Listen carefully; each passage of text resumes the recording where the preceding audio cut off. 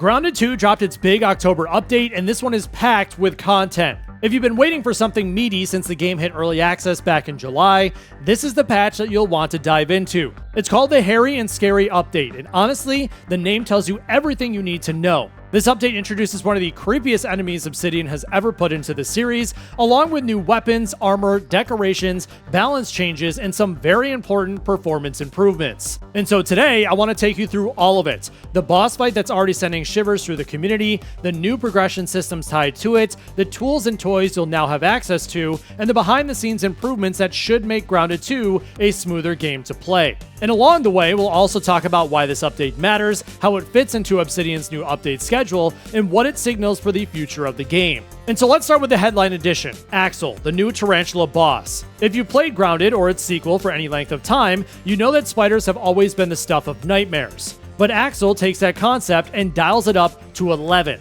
This isn't just another oversized bug to swat down. This is a true raid-style encounter that feels like a turning point for Grounded 2's design. The fight itself is built to overwhelm. AXL slams the ground with bone-rattling force, unleashes poison clouds that spread across the battlefield, and spins sticky webs that can trap unprepared players. And so you're not meant to walk into this battle casually. It demands preparation, upgraded gear, and ideally a squad of friends if you don't want to get wiped instantly. And what makes AXL particularly interesting is how it blends spectacle with strategy. You can't just kite it endlessly or spam attacks. The boss forces you to reposition, adapt, and work as a team. In a survival game, that's not something we see often, and beating AXL feels huge because the rewards aren't just cosmetic.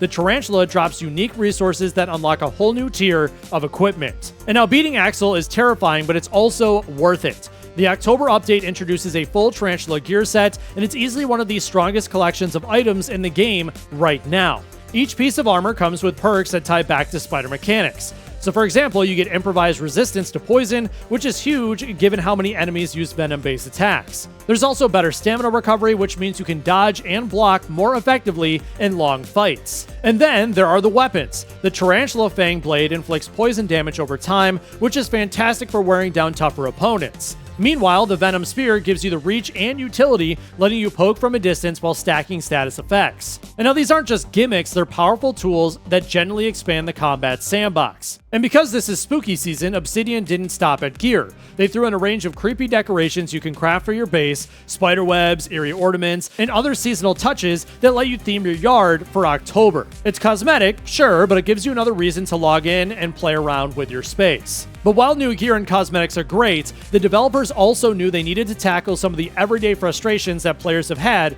since launch. The Buggy has been one of the most talked about additions in Grounded 2, but until now, it's also been one of the clunkiest. Driving across the yard could be fun, but it often comes with frustrations, weird collisions, buggy inventory handling, and moments where it felt more like a liability than a tool. The Hairy and Scary update smooths that out. The Buggy now feels more reliable to drive, collision detection has been cleaned up, and inventory management while traveling is far less awkward. And so it's the kind of change that doesn't grab headlines, but makes a big difference in how enjoyable the game feels over long sessions. And on top of that, there are quality of life improvements scattered throughout the update. Base building is snappier and easier, decorations are more flexible, and the inventory system has been refined to reduce clutter. Obsidian also expanded localization, meaning more players around the world can now play Grounded 2 in their native language without awkward translation gaps. And so these are the sort of tweaks that makes the game feel less like an early access work in progress and more like a polished release. And when you combine them with performance improvements, the difference is striking.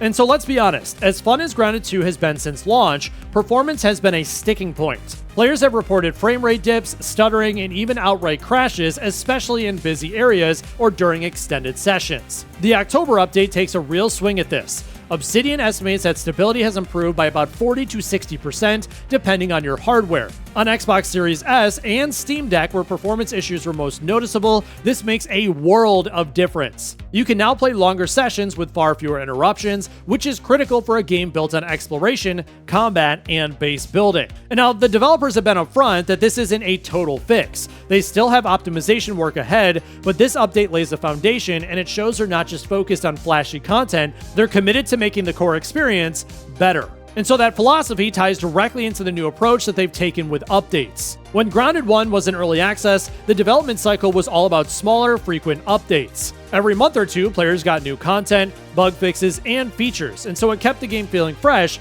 but it also spread the dev team thin. With Grounded 2, Obsidian decided to change things up. Instead of frequent bite-sized patches, they're moving towards fewer but much larger updates, each one spaced about 4 to 5 months apart. And so that means players wait longer between drops, but when new content arrives, it's substantial enough to keep them busy for weeks. The Hairy and Scary update is the first real test of this approach, and it sets a strong precedence. A massive new boss, a whole set of gear, meaningful quality of life improvements, and performance gains all bundled together, it feels like a complete package, not just a patch. And of course, this strategy comes with risks. If an update underdelivers, the longer gap means players could drift away. But if Obsidian can maintain the level of content and polish that we see here in this update, then each update becomes an event, something worth returning for. And so far, the community seems to agree. The Grounded community has wasted no time diving into the October update, and the reaction has been strong. Clips of players facing down AXL are everywhere, some screaming, some laughing nervously, some just in awe of the sheer scale of the fight. Spiders have always been a talking point in this series,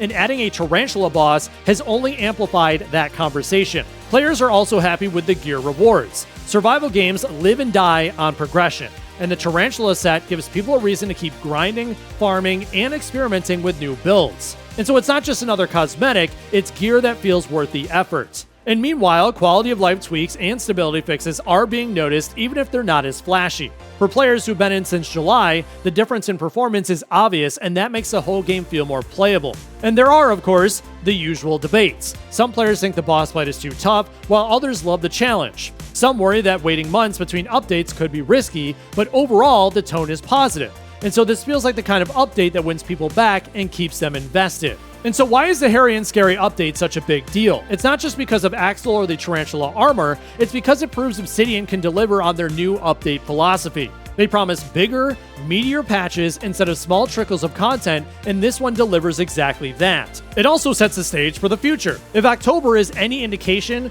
the next big update will likely land early next year, and it'll have to be just as impactful. And so that means new biomes, new bosses, new systems, and the Hairy and Scary patch raises expectations across the board. And for players, that's exciting. For the developers, it's definitely a challenge. But if they can keep this rhythm, Grounded 2 could easily become one of these standout survival games of this year. And so Grounded 2's October update is a turning point. It adds a terrifying new boss, a powerful gear set, seasonal decorations, smoother vehicles, and much better stability. But more than that, it shows that Obsidian's new update strategy can work. Players now know that when an update arrives, it's going to be worth their time. And that's exactly what a game like this needs. Not just little fixes, but big reasons to come back. So whether you're gearing up to face AXL, decorating your base with creepy webs, or just enjoying a smoother, more stable game, the Hairy and Scary update has something for everyone. And if this is just the beginning, the future of Grounded 2 is looking scarier and hairier than ever.